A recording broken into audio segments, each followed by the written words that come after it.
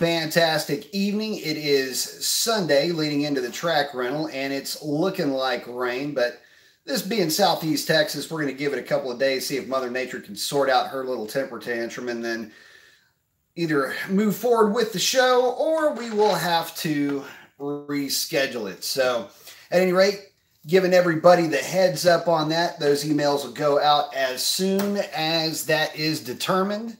We got on here Michael Smith saying hello. Hello, Michael Smith. So I want to talk tonight about, what are you guys working on? I mean, you always hear me rambling on about Revlon or, the old girl Shalandra or the truck. Love to hear what you guys are working on. If y'all have any special projects y'all are currently underway with. Doesn't have to be Mopar related, but, what do you got? An old truck, a bike, got something that you guys are into? I always love to hear about stuff that makes other people tick, It definitely helps to broaden the horizons a little bit of the channel as well. Stuff that I like to do, I just making stuff just in general. I'm typically fabricating something for the misses around the house, whether it's tables or sink holders, stuff like that. Who knows what's next? But I think one of the prerequisites for her marrying me was that I had to weld. So anyway, at any rate, wanted to chat about that as well as, talk about some of the, oh wait, we got Vince checking in. Hey, what up, B? What up, Vince? I'm about to change out these dusty Brembo pads for some power stops. Got the arm flex. Yeah. Actually, man, it's a good idea. And I am not too far behind you, my man. I am, it's driving me nuts right now, the brake dust. And I got the camera set up different this time. It drives me nuts, the dust. There's absolutely no reason to put a pad on these cars that dust up so much. But anything that'll help that is a big upgrade just in and of itself. Like I say, which power stops you going with, by the way? I think the was it 26s are the ones that I was looking at. So I think those are going to be going on the car here probably after the track rental, actually. Michael Smith is currently working on a table, dropped his argon tank and broke my regulator, so currently waiting on that. I know the feeling. I'd love to have a pretty decent rig myself. Right now, I'm just running off a, cheap little cracker box MIG, but gets the job done. And realistically, it's all I need for around the house. But, those things are they're like Pringles. Once you get into them, you really can't stop. So who knows what's coming next. Probably have to do with whatever else the little lady's got me working on. Let me get this camera situated a little bit better here. There we go. Z26, that's the one. Yeah, Vince is checking in with the power stops he's going with. Yeah, absolutely a good way to go. I know a lot of guys that have gone that route, and so far, the feedback that I've received on those pads, that not only are they good, they don't dust very much, and they seem to last a long time as well. So, man, it's kind of a win-win-win if you think about it. And like I say, I mean, I got to do something with mine because it is driving me nuts. The cleanup is making me crazy. SRT Charger, old man, 2006. I'm changing the lower control arms, lower rear control arms, 6.1 Hemi Charger. Actually, might not be a bad idea to do that, and it's a good opportunity to upgrade. Over time, suspension parts will start to, I don't know, they start to wear out. You get a little bit too much deflection, and can actually be a pain in the ass, especially if you're trying to set the car up for drag. This thing is crooked for drag racing, so definitely a good idea. And that's actually kind of a good tip, by the way, guys. If you guys are running your cars hard on the street, drag strip, you're carving up apexes with them or launching these things off of a sticky surface, definitely recommend about once a month, give your car a good once over. Get the car up in the air, pull the wheels and tires off of it, check your bushings, check for any deflection or, any witness marks for deflection underneath there. Look for things that just seem out of the ordinary. You'd be surprised how many strange things seem to pop up at the shop when you see a car up on the lift. A car that, for all intents and purposes, is doing just fine, but you get into it a little bit and you start to find things that are starting to wear out. Don't take that stuff for granted. It's all consumable parts at the end of the day. I mean, I know you like to hear about tires and clutches and brake linings and stuff like that being a consumable part, but remember that anything with a bushing is still a consumable part given enough time. So if you're running the car hard, give it a good once over. If not, you're just out playing around with it. You're not running a sticky tire, not launching the thing hard or whatnot. I'd say about every 6 months, still a good idea, about on your third or fourth oil change of the year. And of course, you guys know how I am about oil changes, but let's say every oil change, give the thing a good once over and make sure everything's in tip top shape. And don't be afraid to bust out the torque wrench and check torque specs on things too. Derek coming in with, how's it going, B Mason? Well, right now I'm building my Scat Pack. One of these days when I grow up, I'll get a real job, and I'd love to throw a supercharger on. Saving pennies, it takes a while. Man, there is no sin in saving up. In fact, I have had this conversation a lot with a lot of guys. Listen, if it takes you a year to save up the money to do the job, save up the money. It's not a good idea to throw $7,000, $8,000, $10,000 on a credit card just for that instant gratification. Listen, guys, there have been years that I was eating ramen noodles, Vienna sausages, canned tuna fish, and skim milk and bread. That was my diet, just to save up money for different hot rod projects. So yeah, trust me, when I was younger, I would absolutely, I had a knack for turning pennies into nickels. So yeah, definitely look into, putting that money away, save up as much as you can. And when you get the right opportunity, go for it. It also gives you an opportunity to hold out for specials that manufacturers will have. Sometimes they'll, catch a 10% off, a 5% off, 15% off, what have you. Gets you a good opportunity for that. Or it allows you to get into a supercharger kit. Maybe you get into the upgraded kit as opposed to the base kit. Just save that money for a little while before you make that change. And by the way, make sure you got a war chest on hand, because if something goes haywire, you're going to need that cash to bail you out. So don't lean on your credit line for that either. LSX Jimmy, my man, saying he ran the Z26s and they were great. No dust and stopped just as great as the stock pads. Man, I got to tell you, that's what I'm hearing a lot of. And not only do they do well on the street, they do well hauling the car down from high velocities without a lot of fade. I don't know how well they would work on a closed course, but I can tell you this, they can't be worse than stock, at least in terms of making a mess. So definitely some things that I have heard as well. Cheers to you, my brother.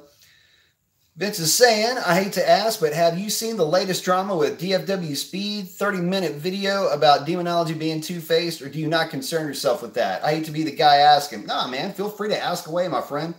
And my answer is, I don't really pay attention to it. I hate to say this, but I know I'm on YouTube and I'm talking about Mopar stuff, but typically if I'm not doing this and hanging out with you guys, I'm doing car nerd stuff. In terms of just, being a part of the community, I'm either doing research on cam specs, I'm looking into who's doing the head porting now, putting together cams for guys, trying to get things set up for this spring when I start getting back into porting intake manifolds. I've got so many other things and I've got a job too that I got to do. So I don't really get into it.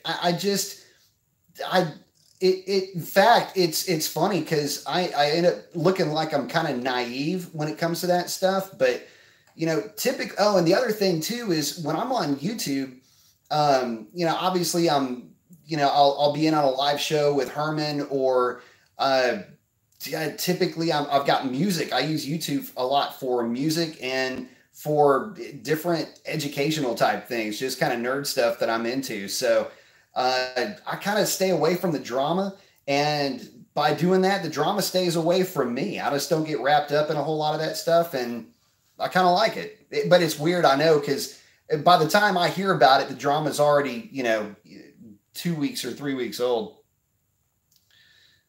Slime Coot is saying, are the adjustable upper control arms worth the extra cash for the added adjustability? Yes and no. Yes, they are. If they are being put on a car that is lowered. That's really where those pieces come into play.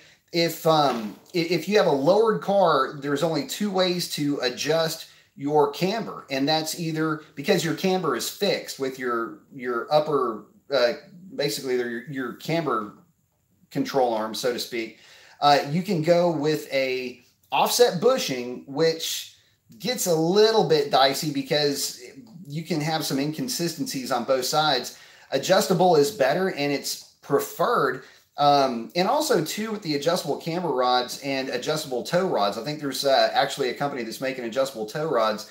You can kind of get that thing sorted out and you can put an alignment on the car that fits whatever you need. So if you're doing a lot of drag racing, you can bring that down a little bit, kick your camber out just a hair. So when everything compresses, you've got a little bit flatter contact patch.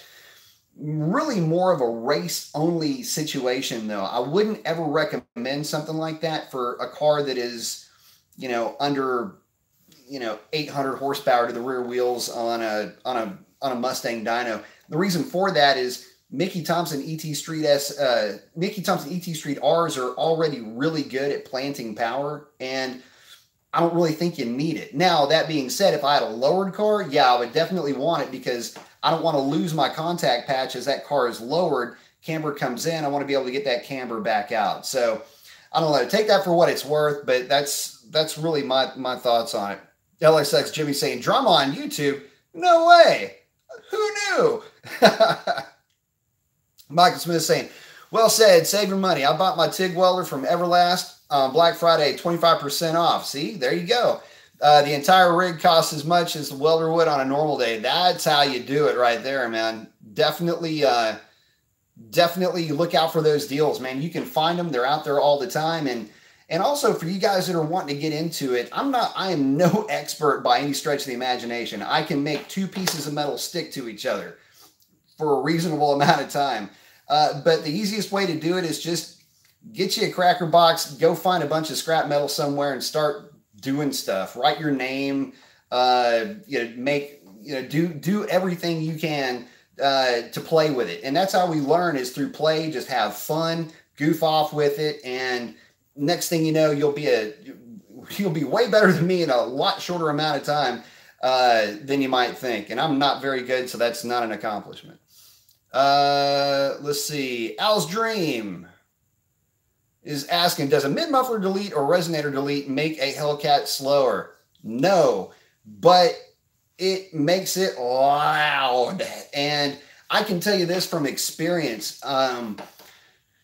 Okay, mid-muffler delete really won't make that big of a difference because the mufflers on Hellcats are basically just glass packs. But a resonator delete, I would really caution you on doing a resonator delete, because not only does it get loud, but it gets real raspy, and it's not in a good way. It's, like some cars have a really good tone. They don't when you do the reso delete. If you decide you want to do something a little bit different, might I recommend not doing a full resonator delete, just put a smaller resonator on the back of it, just to, if for no other reason, to take some of the rasp out of it. And again, it's a tone thing. It just has this real shrill pitch to it. A lot of it has to do with the fact that it has an X pipe as opposed to an H pipe. If it had an H pipe, it'd probably sound a lot better, but again, it's not gonna do anything in terms of performance. Vince is saying, yeah, let's see. I figured you don't have time for that. Yeah, no. I didn't have time to watch the video, just getting old with these guys. Well, that's the thing. I mean, it's Real Housewives of Moparville. I mean, I don't, like I say, it's not so much that I don't have time for it. It's just that it doesn't interest me in the least. I wish I had a better answer than that, but I just, that's kind of the way I see it. Symphonics. A lot of the Mopar guys I see on YouTube nowadays are all saying the Dodge Elephant crate engine will find its way into a production car. See it happening without detuning for mass production? No, no, no, no, no, no. Look, the thing with the here's okay. Let's break the elephant down real quick, because I got to tell you, it's great in theory to put that thing on the street. First things first, the supercharger itself is significantly more efficient than the 2.7, and it's got a little bit better efficiency than the 2.4. Now, the 426 displacement, it's fantastic in terms of marketing, but to get that thing to really work on the street and to get it to pass emissions and to do everything is actually pretty easy. The hard part is going to be determining what power level the thing is going to actually be reliable at. In other words, use, misuse, and abuse, you know that routine. It's going to be tough to get that particular engine EPA certified and actually tested in real world situations. Really, on 93 octane or 91 octane, I should say, that engine is not going to be able to make anywhere near that level of power. And it's just the power level that 91 octane is able to accommodate. Now, that's not to say that they couldn't do a switch fuel system with that elephant engine in a car where you get, say, 820 or 830 horsepower out of it on 93 octane, and then, or 91 octane, I should say. And then on race gas, I don't know, let's say it makes 900-ish. That would be the best way to go about it. What would be super awesome is if they made it a flex fuel where you could run E85 with it. That to me would be ideal, and that to me would make that engine combination very attractive. Now, that's not in the cards, at least that we know of, but if I were if I were head of marketing for Mopar, that's the direction I would want to take it in. It's got to get to that level before it's really going to be able to produce the kind of power numbers that they're showing. But to be honest with you, I think the ceiling of that engine for a production car would be somewhere just around 900 horsepower. Hogan saying, hey, Mopar Messiah. Hey, Hogan, what's the maximum tire size I can fit on my lightweight forged alloy wheels for my Charger? Currently running the stock 245s. 275 is the biggest I would run on that rim, mainly because of contact patch. Anything bigger than that, and you lose stability with your contact patch, and it's just not worth it to go any bigger. You're just going to have a heavier tire that is going to give you the same traction. 275 works well. 275 looks good, and that's what most guys go with. And if I had that 9-inch wheel, that's the tire that I would go with on my Scat Pack. Show me Mopar. B Mason got the arm flex. I like it. What's up? Speaking of alignment, have Ibach Pro Kit, fat sway bars, and rear pro springs. Are all alignments the same? Have a pro shop local saying, next line, wait, they are better than standard alignment. You know, just get them to all point in the same direction. I think you should be good. And realistically too, I mean, when you're going in with the lowered suspension, just again, be mindful of the fact that you will lose contact patch as that suspension compresses on a launch. So it's going to make running drag radials even that much more important. Let's see. I want to make sure I'm answering that question properly though.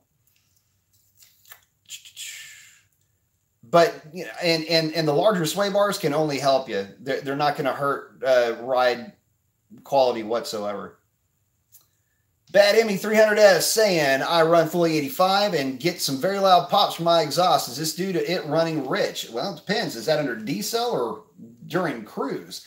If it's under decel, it's completely normal. And these things pop. They have a scavenger spark, so you're going to get some popping out of them.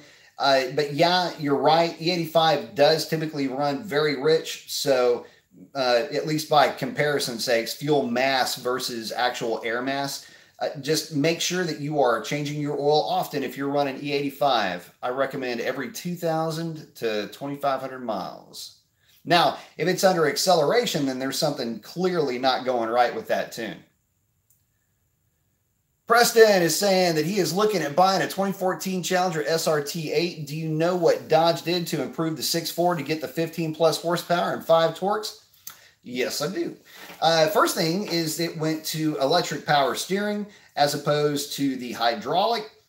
Is that better or worse? It's hard to say. And really, I don't think that the hydraulic pump takes that much power. But it's mainly in the tune. If you look at the tune for the two different platforms, they are fairly different in their approach as far as how those cars are making power. So I would say that that car definitely would do well with the tune. I know that the ones that I've seen, actually the older cars respond a little bit better to a tune than the newer cars do. Show Me Mopar saying, Helfin is a pipe dream. Yeah, no kidding, right? People can't read. FCA told us what they are doing.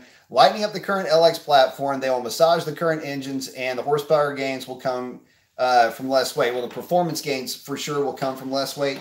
Guys, yeah, I mean, and again, just like you, I would love to see an aluminum block offering. I would love to see the reworking of the LX platform. And it's what they said they're going to do. Anything else that you hear is conjecture. It's kind of, I don't know what it's derived from, because, you know, one rumor, it sounds like a game of telephone to me. And realistically, it doesn't matter at this stage of the game. We've got the LX platform coming for a while now. And let's be honest, guys. I mean, scat packs are selling like you would not believe. You guys may not realize this, but the Challenger is actually outselling the Camaro. And that's huge. And of course, with the Camaro's new facelift, expect that trend to continue. So yeah, that platform, it's just doing too well. It's too good of a platform, and it fills a certain niche. Here's the thing. Mustang does Mustang incredibly well. Challenger does Challenger very well, and Charger does Charger very well. And as long as the market will continue to support that type of car, then FCA is going to keep making that type of car. They've marketed themselves really well for that niche, and I'm really glad to say that nobody else is trying to compete with them, and they basically got the market all to themselves. If it isn't broke, don't fix it. Let's see. The Sloan saying, what's up, E. Mason? Hope you don't get rained out.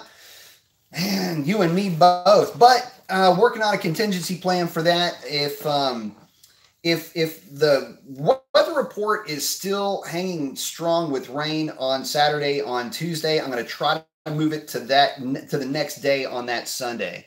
That Sunday is actually looking really nice, so that may end up being what happens. Bad Hemi said, thanks, it pops under deceleration, so it's perfectly normal. Yes, it is, and it's actually a lot of fun, especially in a parking garage. John the Sneak Freak, I love it. Saying, yo, Mason, I own a 2018 Daytona with a 5.7 Hemi trying to stay naturally aspirated. What is the max horsepower you think I can achieve in mods? Well, naturally aspirated, to be honest with you, on a Mustang dyno to the rear wheels, I would like to see that car not make more than about 375 to 380 horsepower to the rear wheels. The reason why I say that is because anything more than that will mean you have overcammed that engine, and it will be a dog down low. I've seen it happen before. Now, that being said, your car... Well, the car I'm thinking of is also an 8-speed, but here's the thing. The best 5.7s that I've driven had very mild cams, long tube headers, 84 millimeter throttle body, trans tune, and an engine tune. Those cars were very fun to drive. And the thing about it is that those cars kind of take to mods really well. Stock, they usually put down 330-ish to the rear wheels. So to see one making 365, 375, those are all very healthy examples. If you can take a stock one and get that thing up around, you know, even a modest bump, say 20 horsepower with a tune, mix in a transmission tune, and a cat back and a set of set of headers, because those stock manifolds are garbage, you'll be in great shape. And to be honest with you, those cars are a lot of fun, and they make for an awesome daily driver, by the way. Let's see. I'll make sure I'm not skipping over anybody. Go 74. Let's see.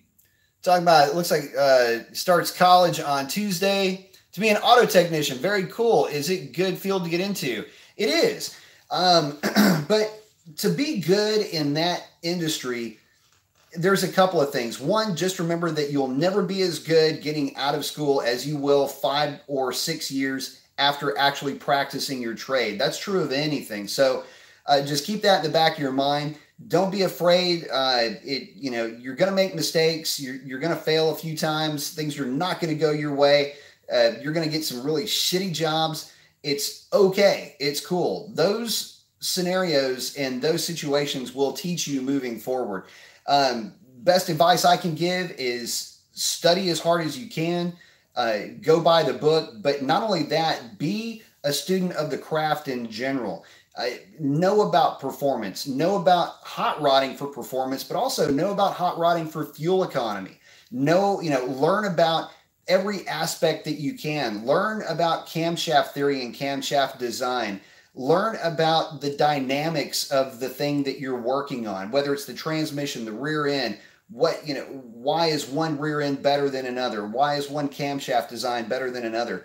Become a true student of the trade and always be learning, and that is what will help you out the most. Numbers will start to paint a picture for you. When I hear camshaft specifications, a picture is evolving in my head, and as I'm talking about it, I've got several camshaft designs that are going through my head on a specific platform. That'll tell me how that engine is going to perform.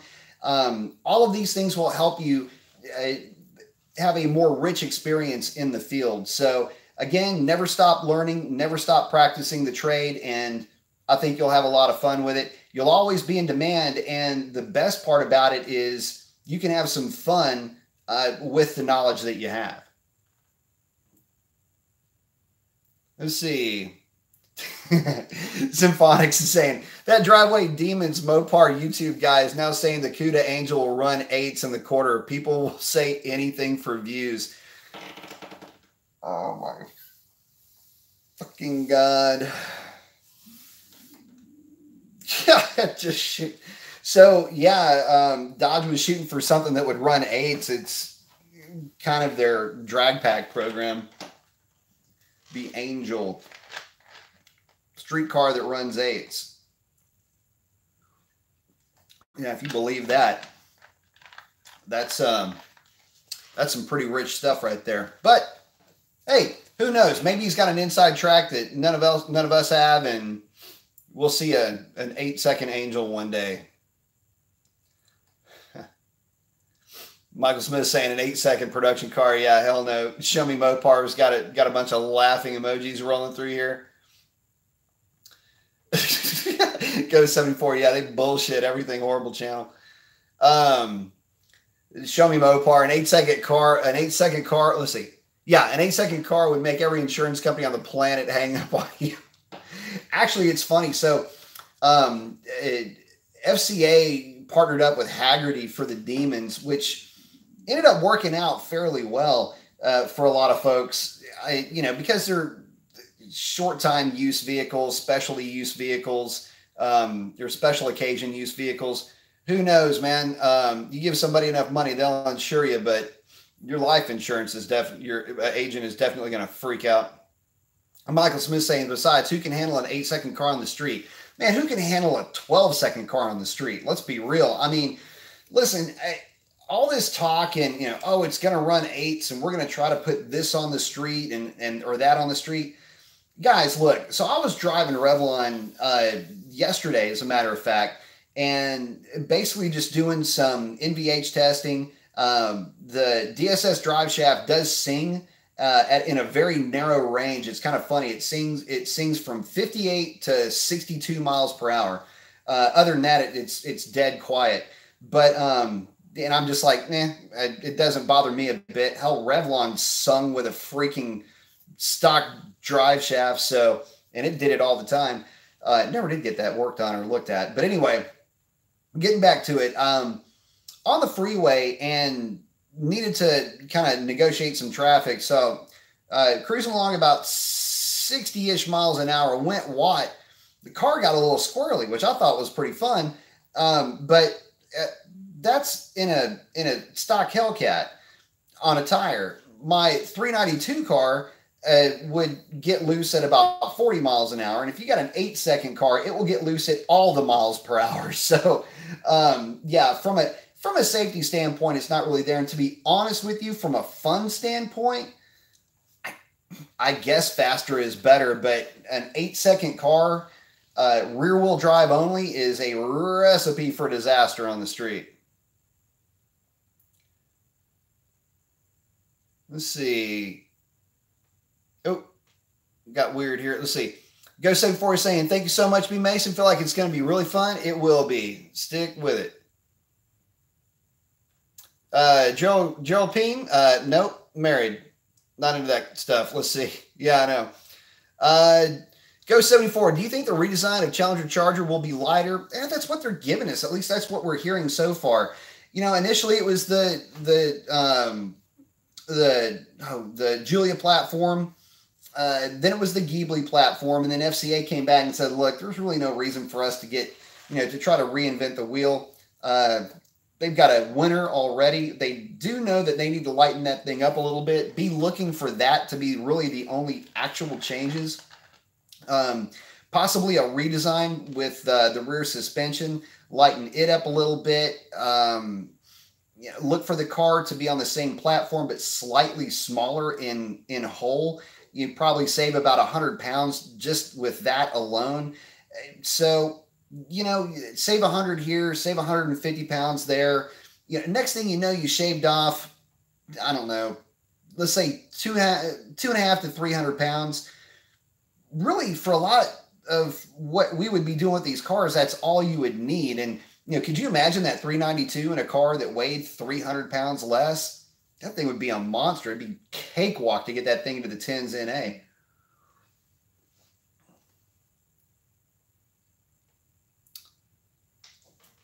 Let's see. Michael Smith. So the Trackhawk is all-wheel drive, but why isn't there an SRT Hellcat all-wheel drive?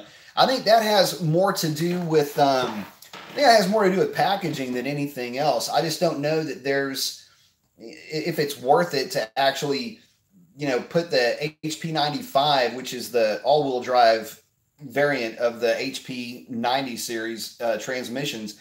I just don't know that there's enough room with everything you would need to do to make that thing all-wheel drive. In other words, a transfer case or whatever you would use to couple it to make it all-wheel drive. I don't know that there's enough there in terms of market to build it, to sell it, and the cost alone I think would be prohibitive. So we're gonna have to let the V6 guys have fun with that. Again, I think it's more of a packaging thing than anything else. But it would be badass if they did. I would love that.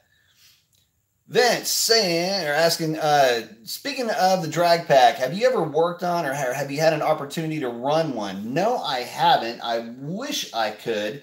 But the drag pack cars are pretty cool. Purpose-built non-vend cars to me are just kind of neat when they come from the factory. And to be honest with you guys, I mean, look at what's powering. I mean, I think the original one had a Viper V10 in it, but in all reality, it's a 5.7 with a supercharger and a aluminum naturally aspirated 426. So I would love to get my hands on one. I would love nothing more than to run one. I think that would be a riot, to say the least. Let's see. Brian Macias is saying, so I have a 2017 Scat Pack waiting to add ported manifold, long tube headers, but thinking to add cam. Should I stay with the bolt-ons or put the extra money and get the cam? Is the power worth it? Well, I'm going to put you like this. If you're putting long tubes on that car, to get the most out of those long tubes, you're going to have to put a camshaft in it. The low separation angle and the duration on your stock cam is, well, first of all, the low separation angle is 121 degrees and your duration is only like 217 on the intake. And it's, what is it, like 220-ish on the exhaust.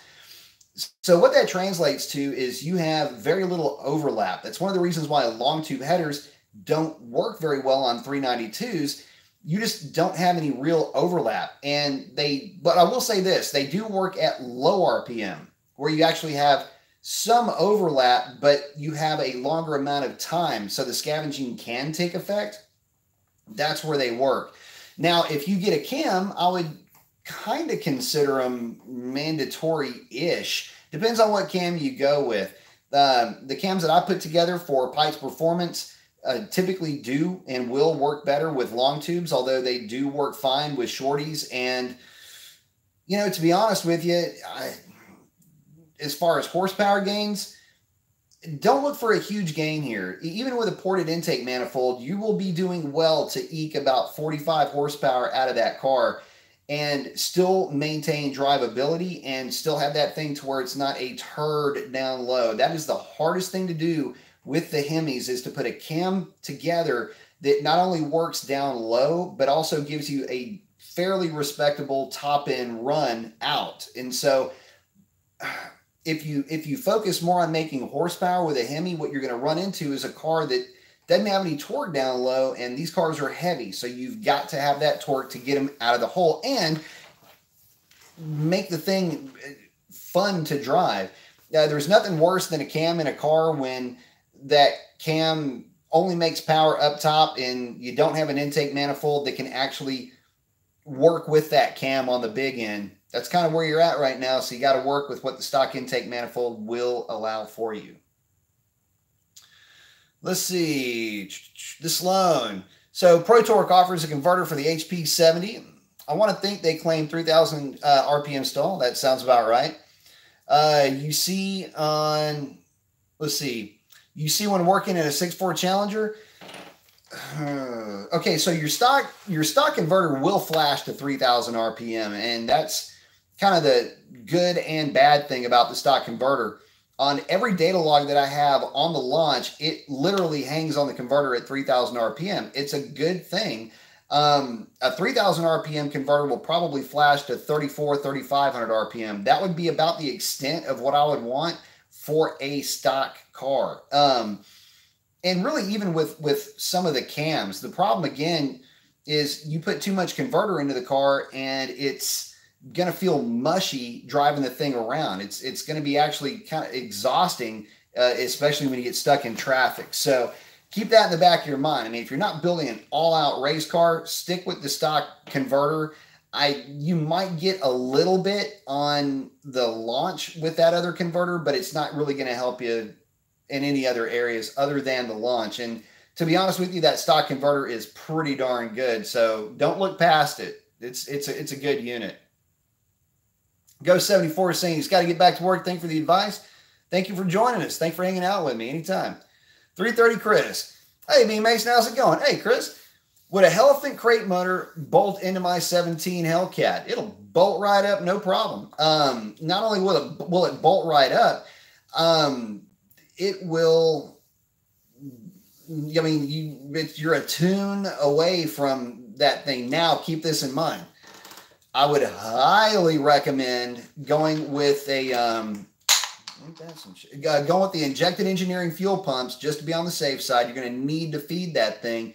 Not sure what injectors come on it, but you're definitely going to need to run twin 450s with that engine. If you don't, you're really you're chancing a lot with that engine. But yeah, it should bolt right up. I can't imagine why it wouldn't. Let's see. Hang on just a second.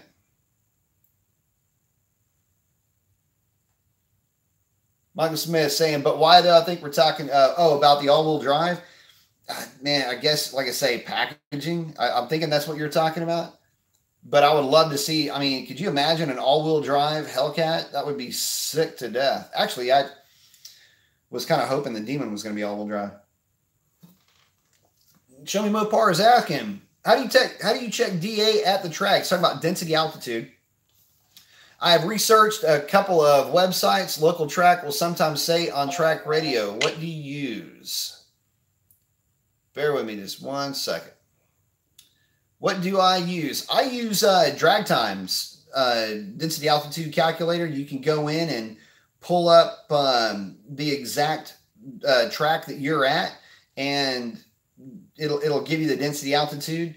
I think there's another one that's called what's it called?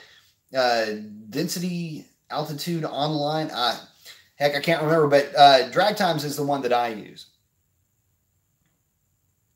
Sloan saying he likes his Kestrel air meter. Very cool. Symphonic saying, I see a lot of Mustang guys saying the SS will be out of production again in 2 years. Obviously, they are trolls, but could it really happen?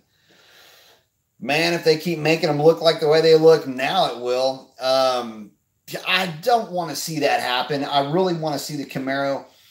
I want to see the Camaro create its own identity. And what I mean by that is I want the Camaro to stop being more Mustang than Mustang. I would like to see the Camaro be the pushrod kind of big block-ish alternative to the Mustang. Something a little bit more brutish, something a little bit more, I don't know, American than the Mustang, because the Mustang is a world platform. That's kind of where I'd like to see the Camaro.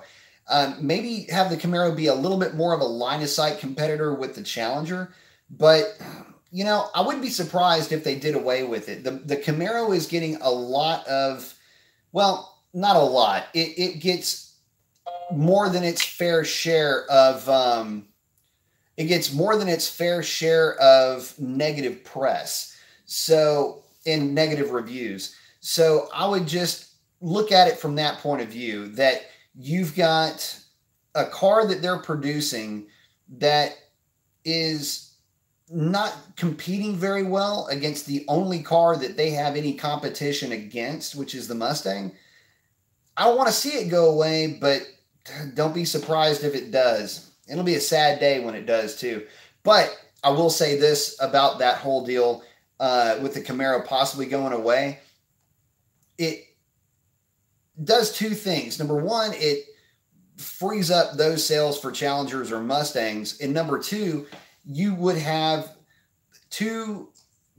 basically bookend the pony car / muscle car experience with only two products, the Mustang and the Challenger and Charger.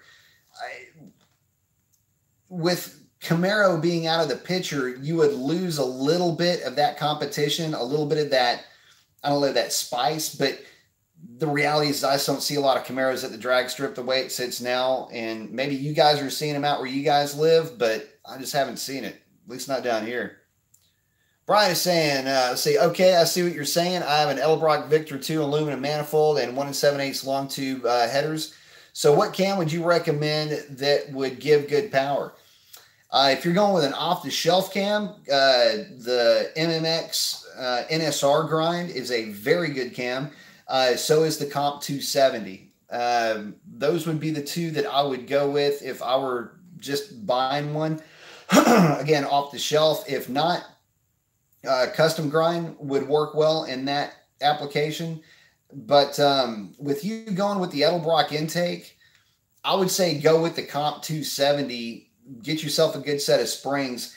Main reason why I say that is if you're going away from the SRV, that the short runner valve that the car came with stock, you need to split the LSA out a little bit wider, and that's what the Comp 270 does. And it also has a low profile that will work with that intake manifold. I won't get too into detail with that, but I think that should get you what you need. 330 Chris saying, awesome, thanks, man. Thank you very much. Show Me Mopar saying, so just double checking on the 392 Scat Challenger. Launch control is useless no matter what it is set at. I have a drag pack. My best 60 foot is 170 on its foot brake. Man, I can tell you this. I don't know of a lot of people that are most guys forget that their cars even have launch control, mainly because it doesn't work at all on the street. Now, on a prepared drag strip, it might, and that's actually one of the things that I am dying to test with my car. And that's the whole reason why I was putting a different drive shaft on the car to begin with, is I wanted to try out launch control. Does it work? How does it work? I never messed with it with my SRT.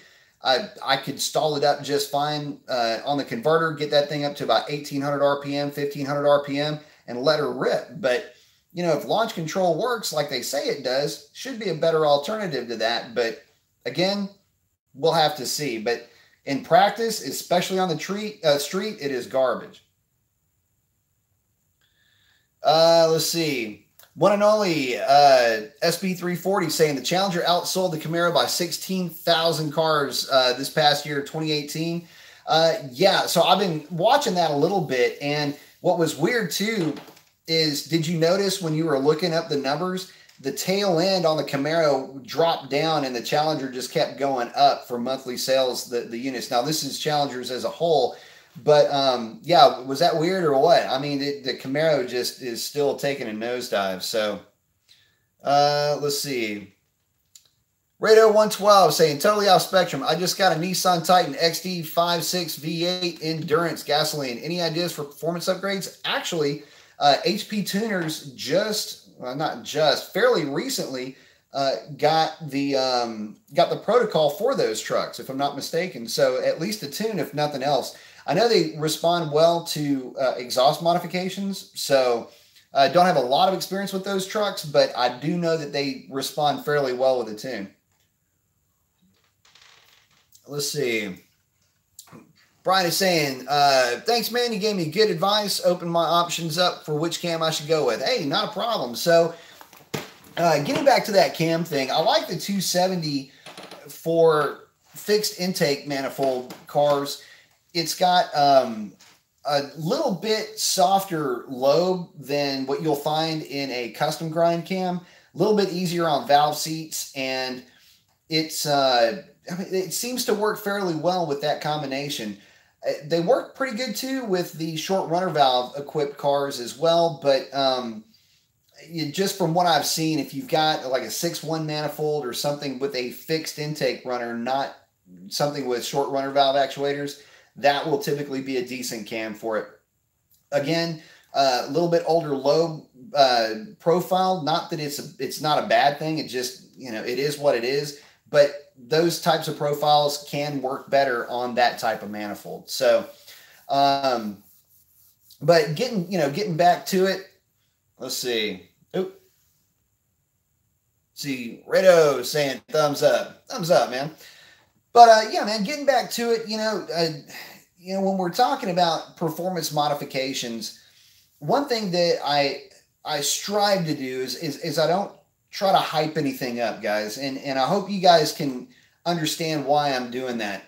If you believe all the hype that you read, you're going to be misled, and you're going to spend your money really in places that you shouldn't. For my money, the money that I will spend on my car will typically start with durability modifications. That's more important to me than performance, just outright performance. For obvious reasons. I mean, if you're going to be driving the car hard, putting it through its paces, stock parts, you would want them to last, but let's be honest, modern cars make a lot of power. They're heavier than their predecessors, but they're not over-engineered for that power. So I like durability mods, suspension modifications, again, mainly for durability purposes. I don't like to put more power into a platform before I've beefed it up in areas where I know it's going to need beefing up. So take what I'm saying with a grain of salt. I know that, drive shafts and diff braces and, trailing arms and other things like that, I know that those aren't sexy items, but they're the things that you need to do first before you start throwing power at your car. And again, when we start talking about camshafts, I will always err on the side of a smaller camshaft with the heads that we have.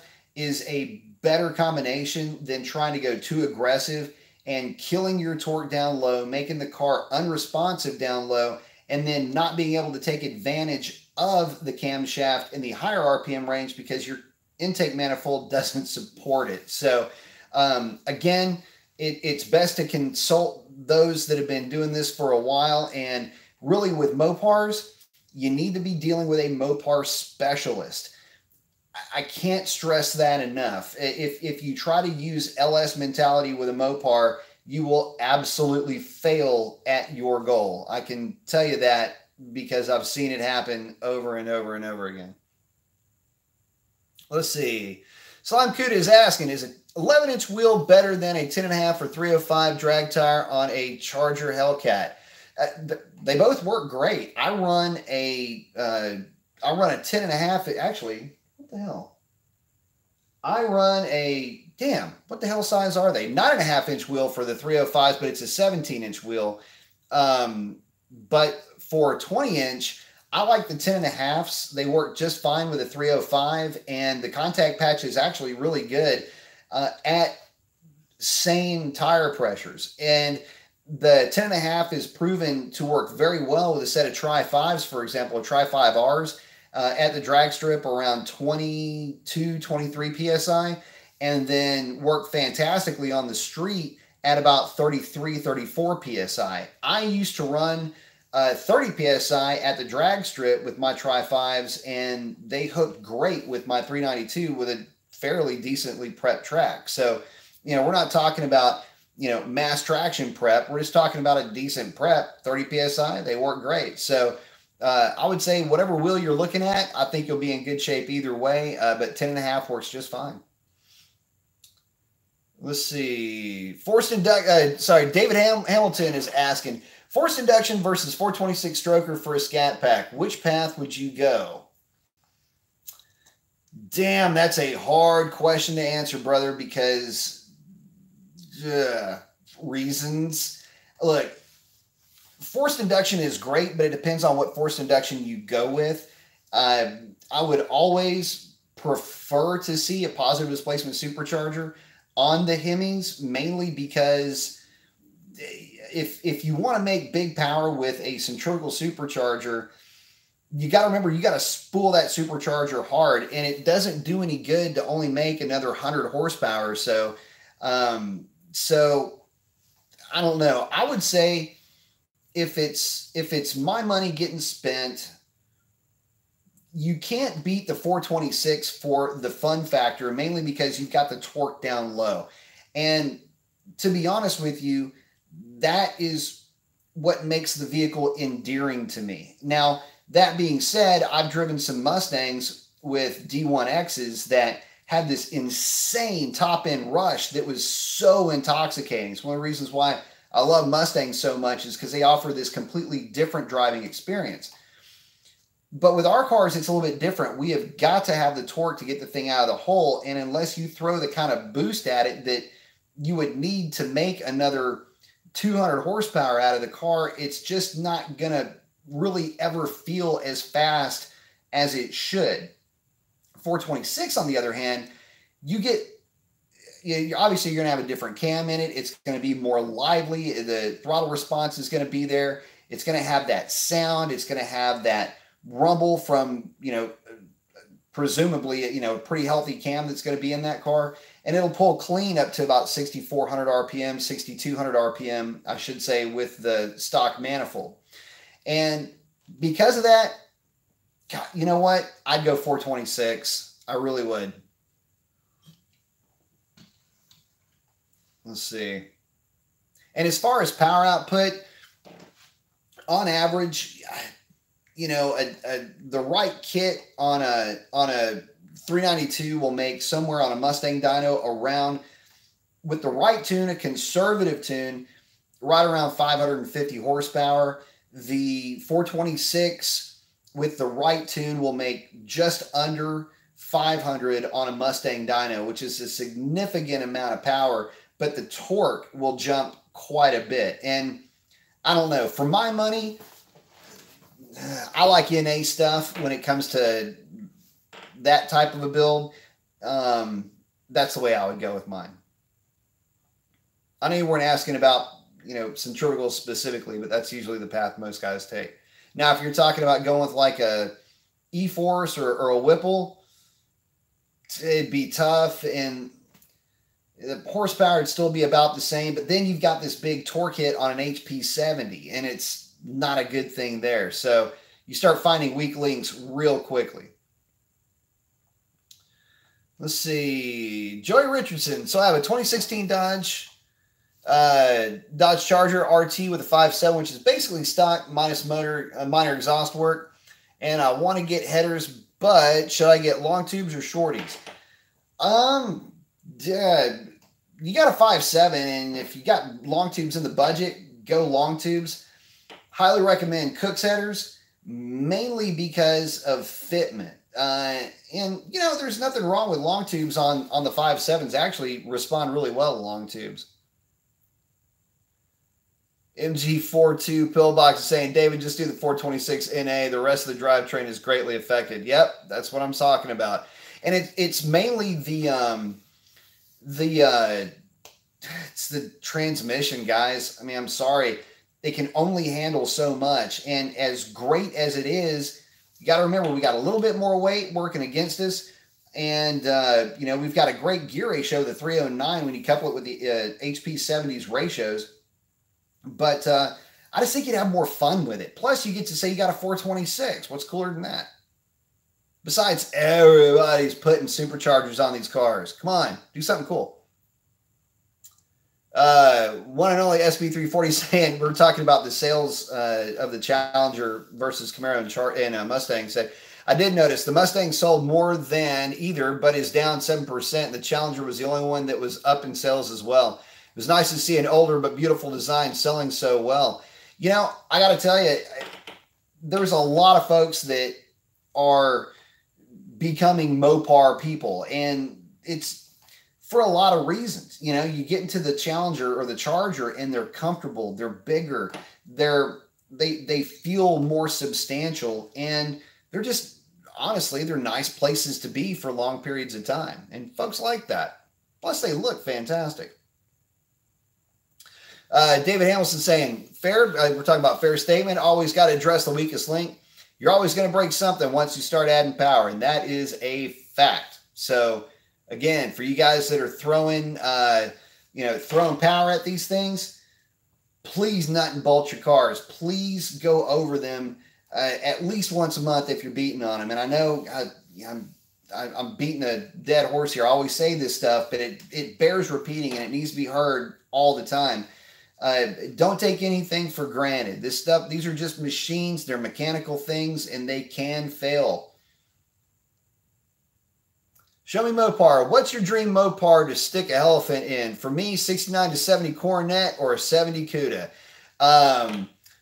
For me, it would be a 69 Roadrunner would be mine. I would have to go 69 Roadrunner for that elephant. It's got to be a B-body. Yep, see, 69 Roadrunner, black dog dish wheels, and figure out a way to make have an automatic console shift or a floor shift, and figure out a way to make that slapstick work. Here we go with these fucking mosquitoes again. Send that bastard straight to hell. So the weather here, just so you know, the weather here has been cold and then hot, and then cold and then hot. Everything's wet. Everything's sticky. Nothing will dry out. My backyard looks like Vietnam. Anyway, now we got skeeters again. So I'll be randomly just, skitzing out. It's because I'm trying to take out another bastard. Let's see. Jason Wills. That's it. Yeah, here we go. Says, I need help in deciding if I should get the SRT 8392 or the SRT 392 or the SRT 392 45 horse. Can you tell the difference in horsepower between the two and which one is easier to mod? All right, so get the 45 horse. Get the 8-speed automatic. It's a more robust platform in general, and as far as which one's easier to mod, they're the same. And there's really no difference between the two. Just don't get carried away with modifications. Do the tasteful stuff and leave it at that. This is one of those deals where you stick to the recipe and you will have a fantastic running car that you will enjoy for a long time, if not forever. Get too far away from that recipe and you will absolutely learn to hate that thing. Hey, Nell, Chris, what's up, my brother? Saying, B Mason, what's up? Do you suggest or know of any good Hemi tuners in New Jersey or near New Jersey? Have you heard of, or now EMP in New York? Heard of them, don't know anything about them. But I'm sure they do pretty good work, but off the top of my head, nobody from up north. Don't, as far as somebody, you know, you could actually go to. Let's see.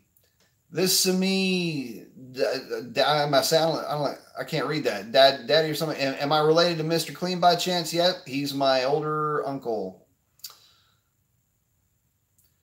What's going 2 a.m. baby saying, what's going on, B Mason? Got both arms up. Woo! David Hamilton, thanks. You got it. Show me Mopar. Did you rear seat delete Revlon? The white 392 was, correct? Yes, it was. Revlon does not have the rear seat delete in her yet, but it is coming. I'm looking forward to bringing that to you guys too. But she will be getting the rear seat delete, no doubt about it. And if I am being honest, that is the way that that car should have been optioned from the factory, because what dumb ass puts a car together with foldable rear seats that you can't fold the rear seats down on? Really? Anyway, she will be getting the rear seat delete for sure. Let's see. Colby Tischler is asking, what brand short tube headers would you recommend for a 2012 Dodge Charger RT? And what would you what would you recommend doing to the cats, considering I've got Flowmaster Catback exhaust system? So, well, the cats actually aren't hurting you too much. If you don't have a tune that can deal with the cat overtemp protection, then it, you know, leaving the cats on or taking the cats off really won't do a whole lot of good, even with MIL eliminators.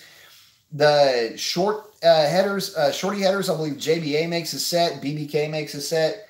They both work well. BBK makes a set of 1 7/8 that we actually tested on Hayden's Charger there, and actually picked up some power with them. So it probably go a good, you know, might do you some good to take a look at those. JBAs are just as good, and you've got an RT, so you got a 5.7. Either one will work just fine for you. I would watch out for the clearance on the driver's side, though. Just a word to the wise. Michael Smith saying, I'd like to build a 70 CUDA from the ground up and weld it myself, but that's 150 grand and 5 years away.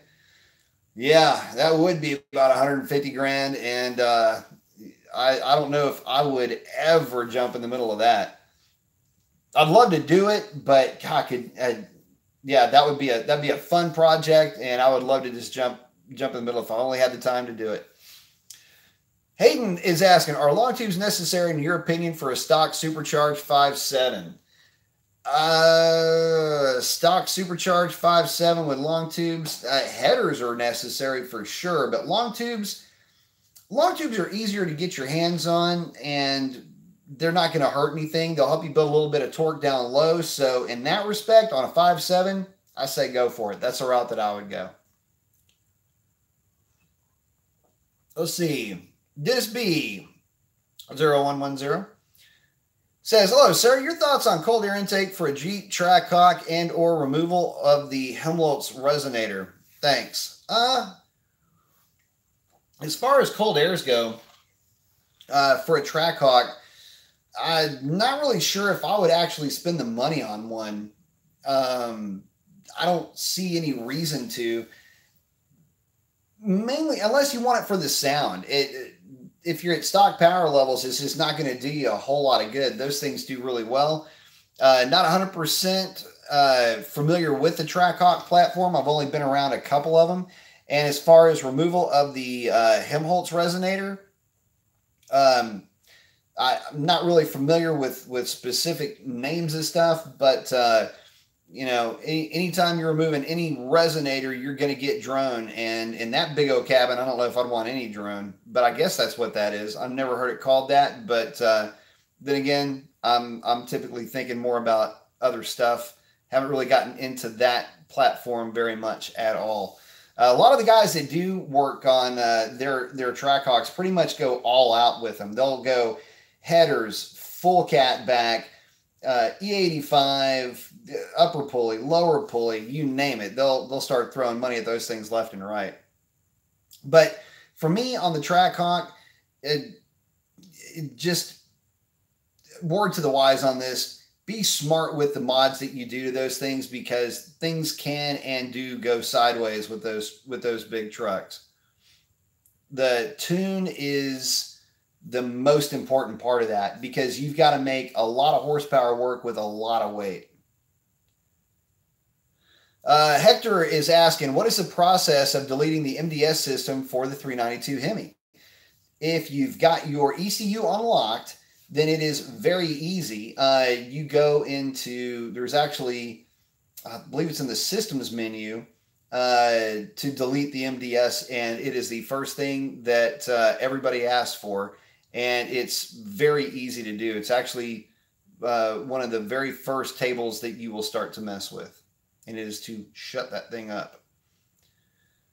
Let's see, show me Mopar, rear seat delete, Mopar or Speed Logics this time? Mopar all the way. That thing weighs absolutely nothing, looks fantastic in the car, and would be the only route that I would take for a rear seat delete for those things. It is clean looking. Hayden is asking, do bolt-on and cammed with a solid tune and set up correctly Hemis 5.7 or 6.4 run as long as near stock or stock Hemis? Actually, yeah, they do. Provided you've got the right valve springs, you'll be fine. The only thing that I will caution on is the older cars where the valve seats themselves had a bad habit of, I don't know, getting knocked out of their seat, so to speak. So as long as you've got the heads properly worked on the older cars, or you've got the right spring pack, depending on which camshaft you're going with, you'll be fine. I mean, again, it all falls back onto maintenance at that point. If you're maintaining the vehicle properly, yeah, it'll work out great. And realistically, I mean, it's not any different than any of the older cars. The only difference between modern cars and the older cars, and when I say older, I'm talking about, you know, pick an older platform, whether it's a 318, a 360, 302, 351, it doesn't matter, 350s. The only difference is that modern cars have much better cylinder head design and much better intake manifold design and fuel injection and computers that can react extremely quickly. So, you know, the metallurgy hasn't changed in the blocks, but they're turning a lot higher RPM now and making a ton of power just in stock form. So you got to look at it that way. I mean, they're already making a ton of power and they're lasting a long time.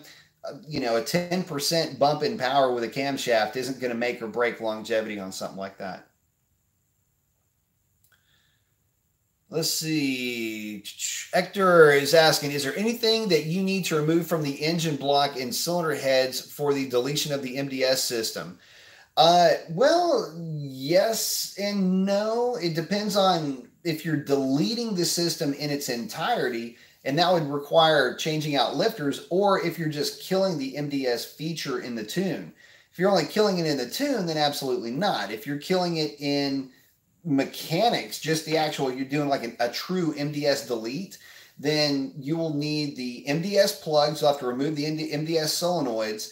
You'll have to remove the heads and push rod and just basically pull the top end apart, blow the whole thing out to get the lifters out of it. And at that point, yes, it gets very involved very quickly.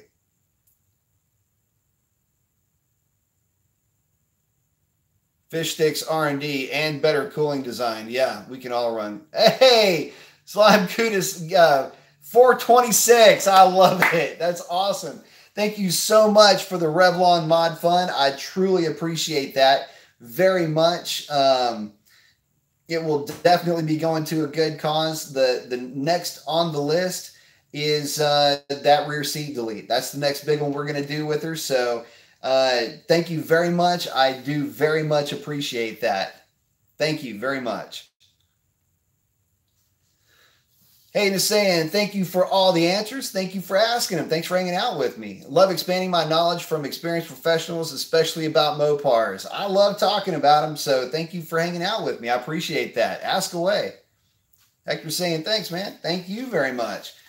Yeah, so, you know, getting back to old Project Revlon, what to do next? So, yes, the rear seat delete is going to happen. You know, other things, obviously looking at some suspension mods, possibly, again, you know, not sure what trailing arms I want to go with just yet. And not sure if how deep I want to go into this car, just in terms of, you know, do I want to go BMRs? Do I want to go with Spawn? Do I want to go with Speed Logics? Actually, those Speed Logics bars are kind of looking good. They're a very beefy design. If nothing else, they look the part. And, you know, for me, I like having something that just, you know, is going to hold the rear end of that thing a little bit more stable. That's the only beef that I have with the Hellcat, is that it does have a tendency, even when it hooks, it can get a little bit squirrely, but then again, it is kind of breaking the tires loose, typically at accelerate, you know, lower speed, high load acceleration. One thing I like about that car, though, it is extremely stable at high speeds. And again, that's kind of a hallmark to how well that LX platform actually works. And again, I mean, it's derived from a large sedan that was engineered to run at 150 miles an hour endlessly. So you would expect it to be stable, and it is. And, you know, at some of the speeds I've taken this car up to, I mean, it was, and the other thing about this car is that that's not just accelerating it to a speed, that is holding a very high speed for a significant amount of time. It did great. So, you know, what modifications would I do? Mainly things that would just accentuate that quality of the car to make it a bit more stable at speed, and to make it more to the point, a bit more stable at you know, under acceleration. Let's see, Hector saying, thanks, man, thank you. And then Hayden's asking, will I be tuning Revlon soon? More boosting time soon? Or are you just going to simply see what the factory tune can do with more grip? I am going to focus on the factory tune for now. I don't have the tuning bug for my own car this time. Whereas with Shalandra, I was constantly fiddling with the tune, perfecting that thing to the nth degree. This car, it's already pretty fast, and it already does everything that I would kind of want it to do. And it's not to say that you can't get more power out of these cars, even with the stock pulley setup, by just doing a tune. You can. And in some cases, some would argue you will actually make the car a little bit safer. We're just talking about Hellcats here with a tune, mainly because your command air-fuel ratio is so lean with these things. But that's not necessarily a bad thing. It's only lean by comparison. It's commanding right around 12.7. Now, 12.7 is typically what you would want to see with an NA application. These things are commanding 12.7. And so when you look at it from that point of view, you might say, yeah, well, let's get that thing down to about 12.3-ish, make it a little bit safer, keep the cats a little bit cooler, keep it from going into cat over temp protection a little bit, you know, stretch that out a little bit longer. Those are the things you can do to, you know, in the tune to, I don't know, make the car a little bit safer. You could almost consider it a durability modification if you're talking about saving the catalytic converters for any real length of time. But if I put a tune on the car, I'm going to want to remove the cats, because I'm going to want to kill the cat over temp protection. That alone is going to be worth probably 20 horsepower on the big end of the track. You got to remember that as these cars are going down the drag strip, and this is all modern cars to begin with, it's not just the Hellcat, it's not Mopar specific. At some point, you're going to get into catalytic converter over temp protection, which means that you are going to be doing one or both of two things. You're either throwing fuel at it for sure, and or you will be pulling timing. Actually, there's not an or. It'll either be throwing fuel at it and removing timing, or just throwing fuel at it. The way the Hellcats works, they just throw fuel at the problem and cool off the catalytic converters. The downside to that is you're still really getting the cats hot. And at that point, how long do catalytic converters last at high load for any real length of time? Well, probably not a long time. So I think the long-term plan here is to go with cat delete and a tune, but the tune is not necessarily going to be for power. It's really more for the tune that will go in the car is really more to make the car a little bit more durable and to take advantage of the fact that I won't be in warranty anymore. That'll be in about a year. Slime Cuda says or asks, do you have a muffler recommendation to mellow my RT Magnum? Just rebuilt engine with 6.1 cam and 6.1 exhaust manifolds, but it has straight pipes, nasty rasp at higher RPM. Well, if you're going straight pipes, it's going to be, anything is going to help you. I prefer MagnaFlow. I like the sound of Flowmasters, but unless you've got an H pipe, the Flowmasters can not really be a restriction, but depending on how deep you want to get into making power, can in some cases be a restriction.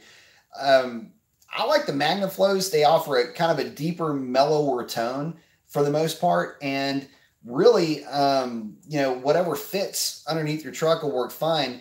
I don't really know of any resonators that will do the trick as well as one of the MagnaFlow units. Basically, the MagnaFlow is just a big resonator anyway. Most people think of a resonator as just something that's, a small bullet style muffler, but basically any flow-through muffler that's non-chambered, you could almost consider it a resonator in some cases, I guess, in a way. But that would be the route that I would go. And as far as, pipe diameter, stuff like that, 2.5 will typically cover you for pretty much anything you're throwing at it. I wouldn't get too wrapped up in actual sizes, just whatever fits your current exhaust system.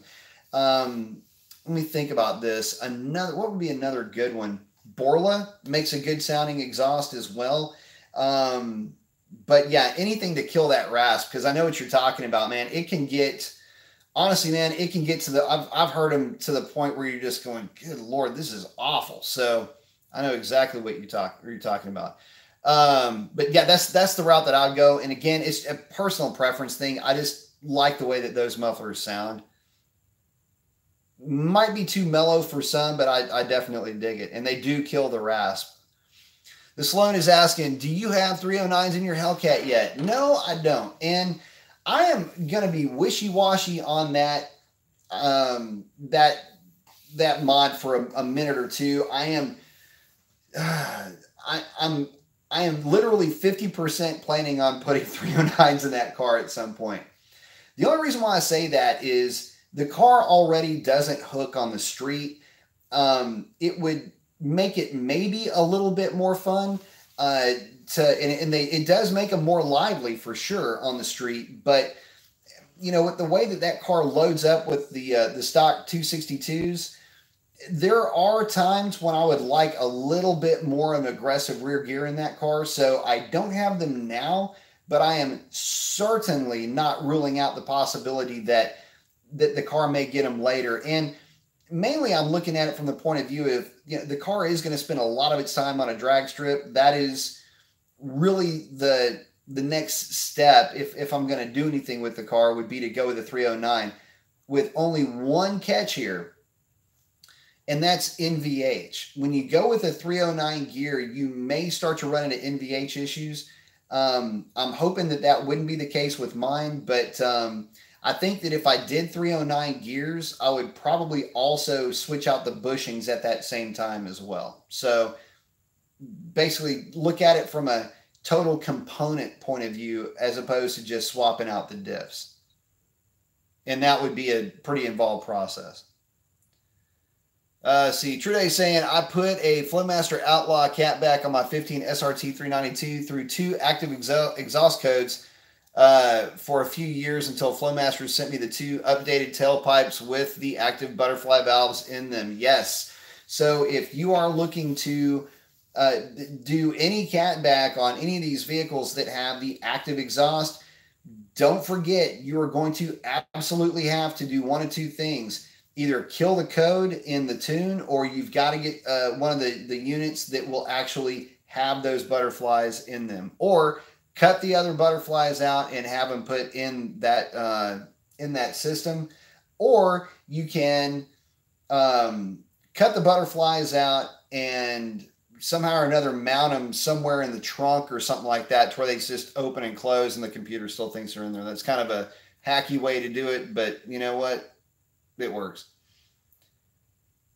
Let's see. One and only SB340 says, I have to agree 100% with Hayden. I have a garage up here in Chicago for almost 26 years. You would think I would want to get away from car talk. That said, love your channel. Thank you very much. I appreciate it. Yeah, I know what you mean, by the way. But I love talking about it. I love hanging out with you guys. So it never gets old for me. Today's saying, when I first bought the exhaust system in April of 15, they didn't have the butterfly valves in the tailpipes. The active exhaust actuators were supposed to sit on fake mounts and oh yeah, the fake mount deal. Yeah, same thing. Frank Davis is asking, what brakes do you recommend for Hellcat? The Power Stock was X26s. And if you need rotors, go with a company called Demon. They make a good set of rotors for these things. Let's see.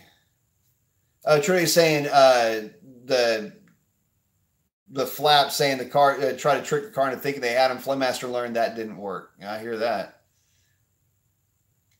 One and only SB340 saying, I look forward to it all the time. You have helped so many people with quality advice. It's great. I try. Thank you very much for the kind words, by the way.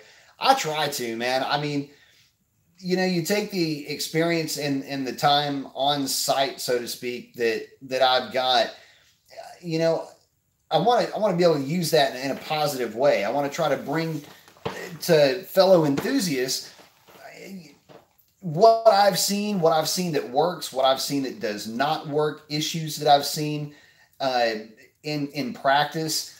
You know, these are the things that I want to bring to you guys, as well as, you know, what failures have we seen and what has caused those failures, whether it's been, you know, bone stock cars that have let go on the dyno, and that's not just Mopar. That happens actually more times than you would want to hear, but yeah, it's machines, man. I mean, they break down. It's what they do, right? So, but again, you know, just let you guys know what I've seen and try to answer some questions for folks that don't have or haven't had the opportunity to be around this stuff on a hands-on, you know, one-on-one basis with this platform that we all love. Jay's saying, if I could go back in time, I would have just done a mid-muffler delete or just straight pipe both the mid and the rear mufflers. Cheap mod for louder sound. If you're looking for sound, that's the way to do it. Frank Davis saying, what are your thoughts on diff braces? Is Dodge working on one that will maintain a warranty? I would love for Dodge to do something like that. Diff braces, they work. It's actually not snake oil. I've got the Extreme, the Performance, the PER, then the number 4 Mance, Extreme diff brace on Revlon. I don't really notice a huge difference, whether it helps it with wheel hop or whatnot. I really, you know, if the car, it's an independent rear suspension car, so I'm not expecting it to plant like it's a solid rear axle car. If I feel any wheel hop, I literally I'm hardwired to lift. I mean, just roll right out of the throttle. But for so far as I've seen, it's kind of a muting thing. One weird thing about it though, and on this car more than any other, it does feel more planted, or at least connected with the road with the diff brace. It's just something that I've noticed, and it may speak more to the bushings that are holding the diff. A little bit less rock back and forth, a little bit less give. I think that's really more what it's doing. But you know, as far, you know, a bunch of hard launches, things like that, you're going to probably about once a month, you're going to want to check, make sure that everything's still tight, you know. Don't over torque the locator bolts, the ones that go into the cradle. You know, just keep those with a decent light preload. You know, that 1 millimeter of squish on that rubber pad. Each one's going to be a little bit different. My car, by the way, does have the threaded cradle, but I've got one, my driver's side, instead of being perfectly straight up and down, it's a little bit cocked, just a slight cock to it. So, you know, trying to torque it down exactly can be a little bit more difficult. So what I do is, you know, I just unload them, you know, just loosen them up, tighten them down about the same on either side, just put a little bit of wrist into it on both sides. Make sure, you know, look around, make sure I've got just a little bit of squish on that pad. I call it good at that point. Today's saying, I wish Dodge gave the option for active exhaust. I get the practical use for the system, but if you have issues out of warranty, those actuator motors are like $400 each. Yeah, no kidding, right? Would be kind of cool to be able to option something without those things. But luckily, the aftermarket is there for you, and if you've got tuning access, then, you know, obviously that makes life a lot easier. But you're right, those things go out, that is no fun. Let's see. Hayden is asking, can you touch upon some common things or mods people do to Hemis which hurt the car, and mods which you think are most worthy for the money and maybe even underrated? Any other thoughts you might have too? So the first thing that folks will do, and I'll speak specifically about the 392, because the 5.7 responds well to everything, because the 5.7 comes fairly neutered from the factory. Headers, exhaust, tuning, all of that works really well for the 5.7, and you can typically see some type of a gain with those mods on that car. Now, talking about the 392, the first thing that guys think is going to help that car a ton, and you hear, oh, it's going to make horsepower, long tube headers. Not even worth it, in my opinion. In fact, I advise against long tube headers unless you're getting a cam. Now, that said, yes, you will pick up a little bit of bottom end torque, and you do pick up partial throttle torque with long tube headers. If that is why you are if that's where you want a performance gain, 1 7/8 inch long tube headers are the ticket to help you get started there. But you will absolutely need a tune, and just understand that most of what you will feel from that performance gain will come from the tune itself. So just understand that coming into it. Other things that will help performance, again, fast man throttle body, a little bit bigger throttle body, get a little bit better throttle response out of it. And again, yes, you can increase the throttle ramp with the tune, but the 84 millimeter throttle body just seems to work well with that combination. I would say that as far as if anything is underrated, I would say the tune and transmission tuning are underrated. The tune itself with a 392, you're not going to pick up a lot of power, like actual horsepower on the big end. You can't. I mean, the intake manifold simply will not allow for it. And so because of that, you know, your horsepower gain may not be that impressive, but your overall gain will be fairly impressive. I mean, you're looking at picking up, you know, 12, 14 foot-pounds of torque down low and all the way across the power band, and picking up, you know, somewhere around 12 to 15 horsepower. It doesn't sound like a lot, but when you couple that with a properly tuned transmission, that's when things get incredibly interesting. So I would say underrated mods, transmission tuning tops the list. Overrated mods, long tube headers tops the list on that. Tubby Rama checking in. Hey, Brian. Hey, man, what's happening? Frank Davis, your take on oil catch cans. Oil catch cans, okay, look. A couple of things you have to remember about an oil catch can is they are not catching 100% of those vapors. In fact, they're not catching half of the vapors that are running through there. I would say a generous estimate, and this is being kind, you're probably catching 15 to 20, maybe 25% on most of the catch cans that you see. But that's more than none, right? So, and again, to give you an example, you pull the intake manifold off of any 5.7 or any 6.4 with a catch can system, you're going to see some oil pooling on the intake valve. The nucleation site, based on packaging alone, is just not big enough to pull those droplets out of suspension. You're going to still have quite a few that are going to pass right through that mesh and go straight into the intake manifold as though there was nothing there at all. But you're still catching something, and again, something is better than nothing. It's not necessarily snake oil, but just remember that, you know, don't overthink it. And here's something else to consider. If you're thinking about putting a catch can in the car, great. It's a fun mod, keeps you involved with the platform, keeps you involved with the vehicle. But don't forget to drain that thing, because what can happen is if you're not draining it often, what will happen is that you can siphon that oil right out of the catch can and into your intake manifold, which will make your problem very bad, because instead of having something that is very hot and in suspension, you've now got something that is more or less just oil in a can that's being sucked into your engine, not in suspension and not atomized, but in big globs of oil, big, you know, droplets of oil going into your intake manifold. Actually make the problem way worse than if you'd never put the thing on there before. So please make sure that you're draining that thing. I would say about every 4 or 5 oil changes. You're not going to get much out of it, but make it muscle memory, and, you know, make it part of the general protocol of owning your car. Owning your catch can, if you put one on your car. Let's see.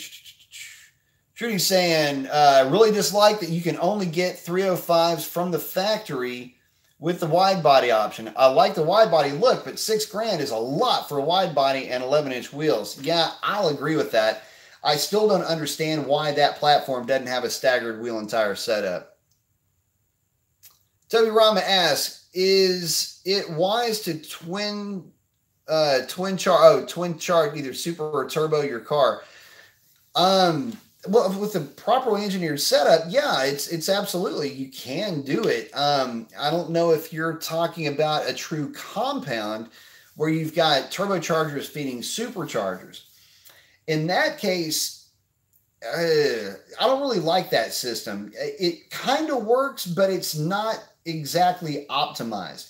If you had twin turbos, you would make more horsepower than if you just had if you have a compound system, turbos feeding the superchargers, because you've got the parasitic loss of the superchargers still in full effect, and you've got more heat to contend with as well. So it would be a lot more complicated than what you might think. I've seen it done before. It works great on power units, you know, diesel power units that are running at, you know, I don't know, 900 to 1200 RPM, making, you know, 1,400 pound-feet of torque for, you know, hours upon hours on end. In that respect, that it works. But again, this is you know, when you're talking about transitioning power levels, may not work as well. Green Bay Wacky says, at B Mason, old school Mopar for me, first car, 1970 Fury with a 383, 727 torque flight. Howdy. Well, howdy back at you. And, man, that'd be an awesome first car. That's pretty nice. Love the old school stuff, man. It's a shame that manufacturers can't design them to, I mean, we got the Challenger and it looks great. I think the Mustang looks pretty cool too. But it's a shame that we don't have stuff like the Fury, like a true B body. But in a way, we kind of have it. The Challenger is kind of the B body, only in spirit, just based on the size of the thing alone. But yeah, I'd love to. Man, why don't they bring back the Fury anyway? Just some big ass coupe with a big ass engine. That'd be awesome. How's that for your, you know, Angel, Demon, or whatever? Bring back Fury. Hell, Christine was a Belvedere with a Fury nameplate on her ass. Let's see. True Day asks 9-inch and 9.5-inch options on the Scat Packs Hellcats is a joke. I agree with that, since you can really only realistically fit 275s on there. Also, let's see, red to fit 315s, you have to do some fender well shaving. It's a muscle car. I agree, and it needs a much better rear tire solution. Frank Davis asking your thoughts on the best street tires for a Challenger. I like the Nitto Tri 5Rs. I mean, I have not had any reason to dislike them. They work very well at the drag strip. They work very well as a daily tire. The compound is a little bit harder than the ET Street SS, which in some respects works in your favor. ET Street SSs have a nasty habit of not doing that great on the street, only because they're, I don't know, it seems like they're always collecting dirt and rocks, and at least in my experience. But no, in all seriousness, the ET Street SS is just, they've got a softer compound, so they wear out much more quickly. But for me, for my money, I'll stick with the Nitto Tri 5R, and if I'm giving up anything at the drag strip, you're not giving up a ton, and they seem to work just fine. And they work well in the wet, too, by the way, when they're new-ish, anyway. Let's see, Cranman. Howdy do, B. Mason. Howdy do, Cranman. Let's see. Hayden's asking, any front mount single or twin turbo setups for 5.7 or 6.4? Can you fit twins up front? If not, is a single a feasible package? I would go with the single. Unless you're doing even with a rear mount, I would still want to go single. I don't know of any front mounts that are commercially available. You could probably custom fab something, but the problem is packaging. There's just not that much room, and it has nothing to do with the size of the engine. It has more to do with the fact that just how that engine, the engine compartment is designed. There's just not enough room in there. If I were putting turbos on one, I would probably, I hate to say it, but I would probably default to a rear mount. I'd do like I'd probably somewhere around a 76, 78 millimeter setup and just have it be a rear mount. But to answer the question, I don't know of any, but it doesn't mean they don't exist. Actually, you know what? Somebody does make one. It's freaking escaping me right now. Anyway, somebody does make one. Can't remember the name of it, but it's that prevalent that I can't remember the name, if that tells you all you need to know. Green Bay Waggy says, all old for me. I have a 99 Durango 5.2 4x4 and a 95 Neon 2.0 5-speed. Can do 55 miles an hour in second gear. I love it. Yeah, I bet both of those run forever too. Just keep them maintained.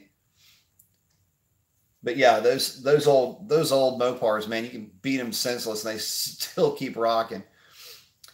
True Day is saying, I'm a little worried about the next gen of Mopar as far as pricing. If the 426 makes it to production, it will definitely up the price. You better believe that. It's going to be sky high, I have a feeling.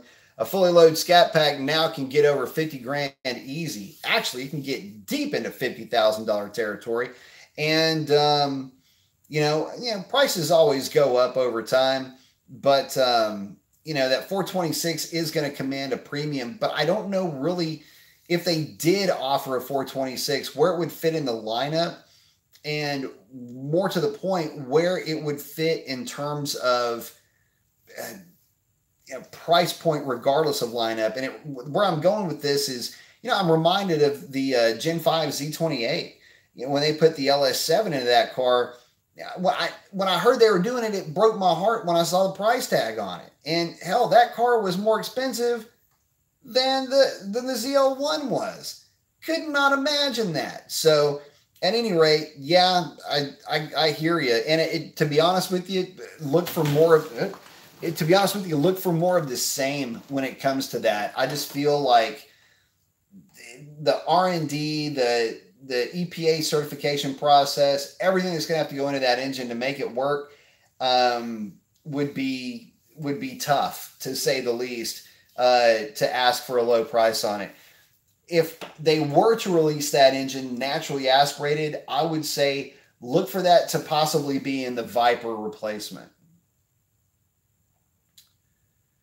Frank Davis is asking, does the Red Eye need upgraded drive shaft, or is stock good enough? That is a great question. I believe that the Red Eye has the same drive shaft as the Demon, which is pretty stout. Oh, make sure I didn't miss anybody here.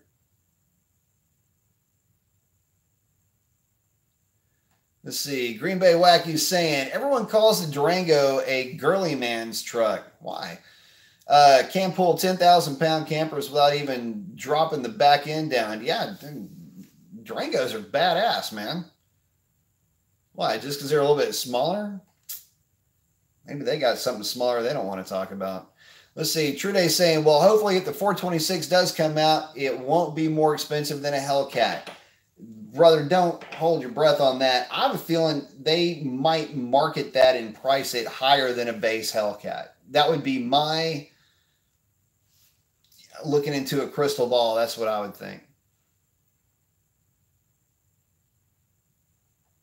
Let's see.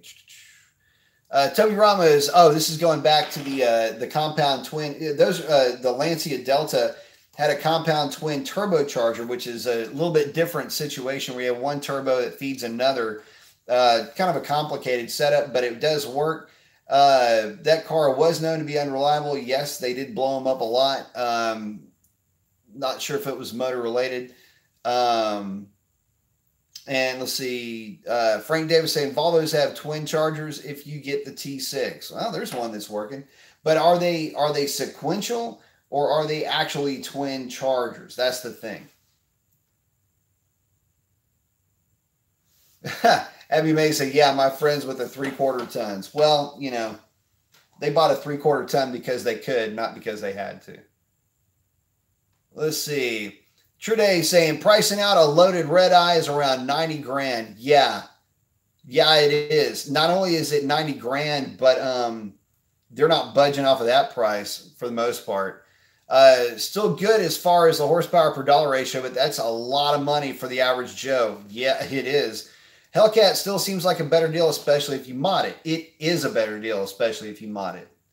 And I know for a fact that, I mean, the Hellcat platform is so efficient. It is so good at what it does that it's going to take a lot to best the Hellcat. And it should. I mean, listen, the Hellcat is still my favorite platform. And I loved the Demon. Don't get me wrong. I mean, the Demon is probably the happiest car on the planet. It's just happy to be at the party. And driving that thing around was a riot just in stock form. But the Hellcat is, I mean, it's just fine on its own. And, you know, you tell me a point in time where that kind of power is not enough. And, man, I got to tell you, I think it's plenty. Let's see. Green Bay Wacky saying, nice to meet you. He's going to take off. Well, thank you for hanging out with us. Treated your stream and subscribed. Love to hear, love to all here in the chat. Well, thank you very much. We appreciate you having or hanging out with us, and look forward to having you again. Thank you for the kind words too, by the way. But yeah, getting into that, you know, the Red Eye, man, you know, you got to do something with the engineering that you put into the Demon, and the Red Eye is a good go-between there. You know, it's an okay step up from the Hellcat, although there's some things about the Red Eye that annoy me. The first thing about the Red Eye that annoys me is it's available with a 309 gear, but you can't order a Hellcat with a 309 gear. Why is that? I don't understand that. The second thing about the Red Eye that annoys me a little bit is the simple fact that it's not a huge jump in power over the Hellcat. I'm almost wondering why the Hellcat is even still hanging around. Because for me, if you're looking at it from just a marketing standpoint, yeah, I guess you can still get into a Hellcat. And by the way, they did lower the price a little bit on the Hellcats, but I mean, you can get into a, a nice Hellcat for say $68,000. But then there's this huge upsale that you have to get into the red eye. And what I mean by that is that the one that I priced, which was a non-wide body with a 309 and a technology package, but not with the radar guided cruise control thing. The one that I priced, what was it, like 80,000 or something like that? 82,000. I'm going, my goodness, man. I mean, where am I getting $82,000 worth of performance out of this thing? Or I'm sorry, let me rephrase that. Am I getting another $15,000 or $20,000 worth of performance out of it? I mean, it seems like a lot to spend for what you're getting in return. So I don't know. I think the smart money still goes to the Hellcat or the 392 cars. Toby Ram is saying the Lancia Delta had a single turbo and a supercharger. Sweet. That is an old school design too. Frank Davis is asking, are the Demon Springs available for Hellcat or a similar setup? That is a great question. So, and also more to the point, are they worth it? I would say, okay, so the springs you should be able to get. You can't get a hood, and you can't get, what else can you not get? You can't get the hood. You can't get an actual Demon rear seat delete, although you can get the rear seat delete from Mopar. I know there's a couple of other things in there that you can't get, but you should be able to get the springs. My thing, though, is if you get the springs and you don't have the ability to tune the springs or tune the suspension around the springs, I don't know that you'll get the full benefit. Even if you run your car, well, if you ran it in street mode for the suspension, you might be able to take some advantage of it, but I don't know how much advantage you would actually be able to take and how much it would actually be able to work, because you need that drag suspension setting to get the most out of it. Without that, you're just going to have a real soft riding car. And by the way, if you haven't driven a Demon, guys, they are cushy to say the least. I was driving the one I was driving around there for a while. I was driving around in drag mode, and the car just kind of floats. It's like driving a Chrysler Imperial. It's kind of funny. Let's see. Michael Smith saying, my local dealership has a Hellcat for 57 grand and not sure the extra horsepower is worth the extra 30 grand. Man, I'll put it to you like this. If you're coming from a 392 to a Hellcat, you're going to find some areas, obviously, where the Hellcat is going to be punchier. You get the harder torque hit in certain areas and things like that. But what you will not have anymore is this usable horsepower where the 392 shines over the Hellcat, is the ability to play with it. And you can be a bit more childish with it, with just, matting the throttle more or less whenever you want, kick the thing sideways coming out of U-turns or whatever you're out there goofing around with. It's a lot more forgiving when you don't have the extra weight over the front tires with that supercharger weighing about 80 some odd pounds. And so they're better balanced. Their power is very usable. And so for that, not only is the extra power maybe not worth the 30 grand, but the ability to use all of your power might have a value in and of itself. Let's see. Jason Leonard, the best mod for any third gen Hemi. Uniden R3. Real talk on that one. Just remember, they don't, if they if that thing goes off, you just lets you know you're getting a ticket. Oh, Michael Smith saying, no, I'm talking about the extra 30 grand for the red eye. Well, even that still, I mean, if you're going from Hellcat to red eye, then hell, dude, okay, so yeah, it's really difficult to justify that amount of money extra for a car that is making an extra 12% more horsepower on paper. Guys, I got news for you. So the Demon on the Mustang Dyno in the 800 horse tune put down 650 horsepower. That's 93 octane. The Hellcat typically will put down about 60 horsepower less. So it would make about 590 to 595. So that's 10% to the rear wheel difference in horsepower from one to the next, even though one is rated significantly higher than the other one at basically 800 versus 700. So take that information and just run with it. To me, it just doesn't seem like it's worth it. And there's not enough technology or upgrades to really get you to that point. And, you know, if you option it with a 309 gear and you get basically a red eye that is not wide body, you're basically just getting a Hellcat with a 309 gear, and the aftermarket can cover you just fine in that. Well, Mopar can cover you just fine with that, and the aftermarket can get you a drive shaft. Toby Rama is asking, why get a red eye if the Demon is the same price or at least close? Seems useless for FCA to sell the red eye. Well, the thing about the Demon is that it was a limited production run of what would soon be the red eye. Think of the Demon as the special edition red eye before the red eye was the red eye. And it's got drag specific suspension. It has, you know, the drag specific tires, the crate, and all these other things that it came with. If you bought that car at sticker, it's actually not a bad deal if you're taking your car to the drag strip fairly regularly. When you consider everything that you got with that car as well as the cost of the vehicle. So by that measure, it's actually pretty good.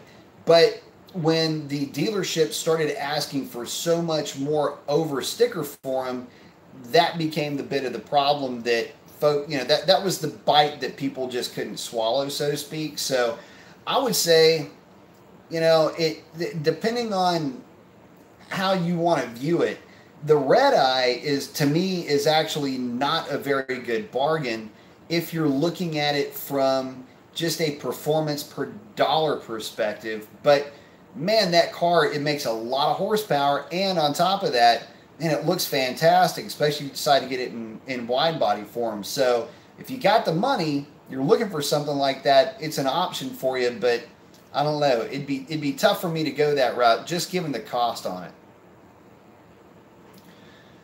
Let's see. Trude is asking, B. Mason, what are some things you would do if you were to put in charge of designing or improving the next gen Mopar as far as performance, platform, weight, and looks?